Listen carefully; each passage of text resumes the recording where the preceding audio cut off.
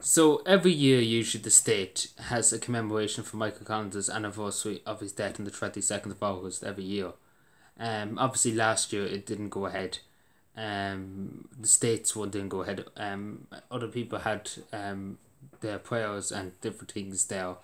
Um, and obviously this year, I'm just after hearing the news now that it won't be there. Like, take for example, there used to maybe people there. I remember in 2009, somebody I knew went down to it.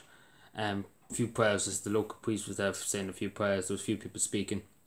Not a big huge thing. But this year they won't have that again. It's the same as last year, and again it's outside, and I don't understand why. And the committee saying about COVID, it's still probably 1% risk of when you're outside. It's in the valley, loads of air. That's the valley brings lots of air down from the hills, there, and it's very ventilated obviously because it's outside. And I don't see the risk. Again, I don't think Michael Collins would want it. 100,000 people take, for example, turning up randomly. I say he would have wanted just a solemn occasion, a few prayers said, a few people there, a few locals there, whatever.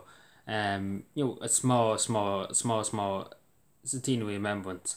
I suppose you could say maybe an army band there. Few soldiers. That's again, it's not much to ask. Let's be fair, it's not much to ask of the state to do that. To have a few members of the public there and maybe a regiment of the Irish Army, with a gun salute or whatever. And playing the one of Fiend with the trumpets or whatever. You get what I'm saying? They could do something small. Again, it doesn't have to be almighty big. A solemn occasion, very solemn occasion with only a few people there means more than 100,000 people there. And obviously we should remember, even though it is going to be online, that it's going to be held remotely. I don't know what they mean by remotely. Are they going to? Is the few of them going to go there to Michael Collins' grave? At the graveside. What's the story there? I don't get that bit. But Heather Humphreys, I know for example, Heather Humphreys is probably going to lead the tributes online. Because she did 2 weeks ago, was announced that she would do it, that she would be leading it. Maybe I think Michael Collins would probably turn his grave. He had Michael D. Higgins, or God forbid me, Home Martin. I don't know what Michael Collins would take, or even Leo Frank. I don't know what he would take. Of them, talking about him in front of his grave. I don't know what. His graveside where he died. I don't know what he would take of that. I don't know how he would. Not want to see what he had to think of that. That these people are actually the leaders of Ireland. I don't know what he would think. I think he would lost altogether that we have these people in charge. And again, the 1916, in fairness to the state, I give them a bit of credit here. And the 1916 commemorations were done at the GPO. Very solemn occasion, only a few soldiers. Obviously the Taoiseach, the Lord Mayor.